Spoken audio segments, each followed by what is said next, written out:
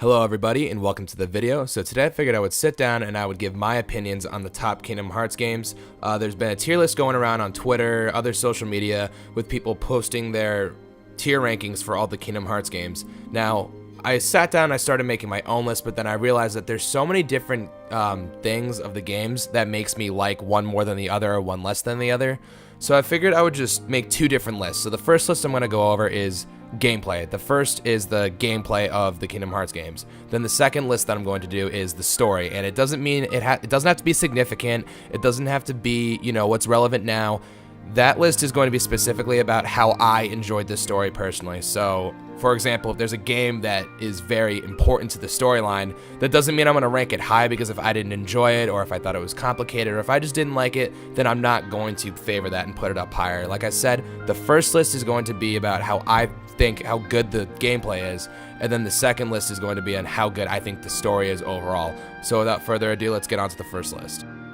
Okay, so here's my first list. This list, again, guys, is based off of the gameplay of the game, the mechanics, how the game feels, how it plays.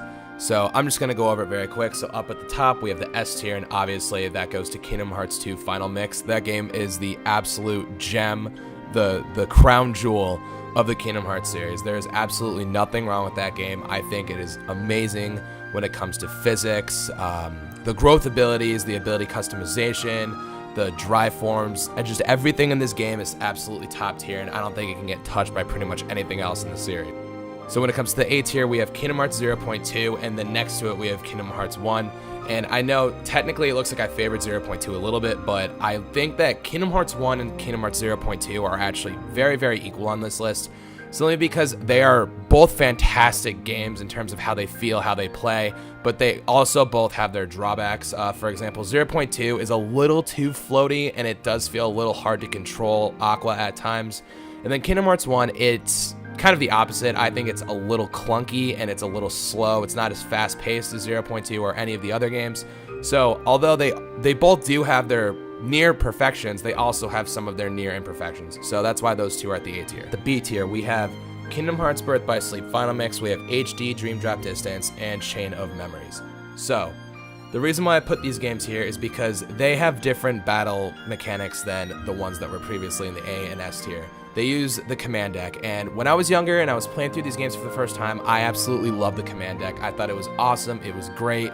However, these games do have exploits in terms of that there is, of course, always one mechanic that is stronger than the other.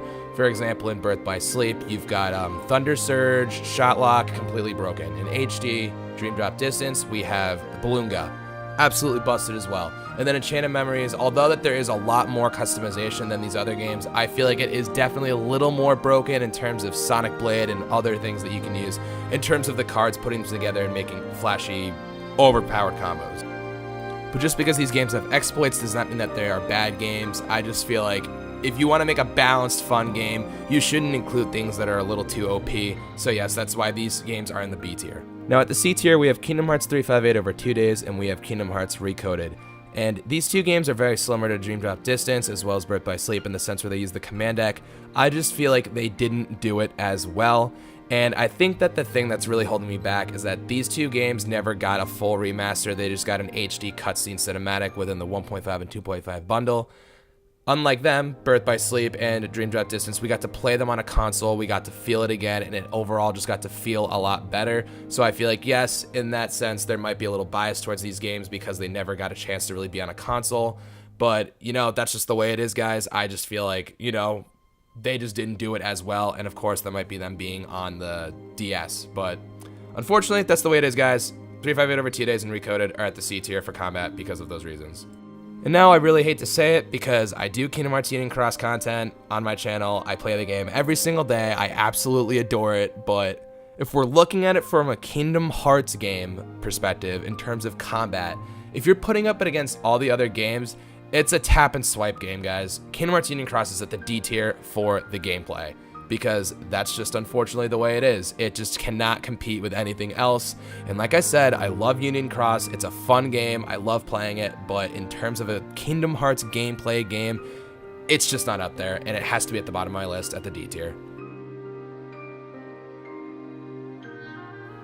Alright guys, so there you have it. This is my tier list for the story tier list of the games. And before I get into it, I just want to remind you guys that this has to do with the stories in terms of how much I personally enjoyed them, how good I think they are.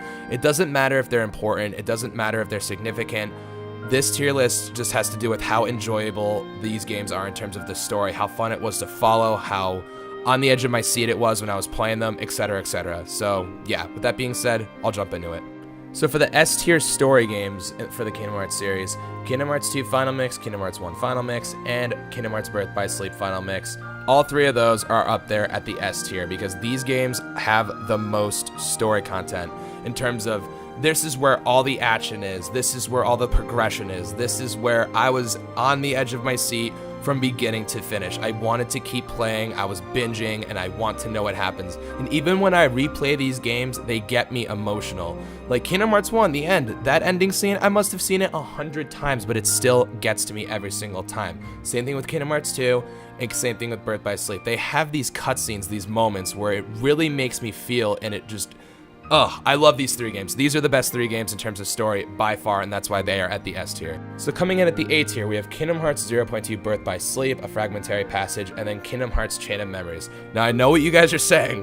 Why is Chain of Memories up there? Well, for those of you who don't know, I've talked about it in previous videos. Kingdom Hearts Chain of Memories was the first game I ever played. So naturally, it's going to be up there with it being a very, very, emotionally connected game for me, myself.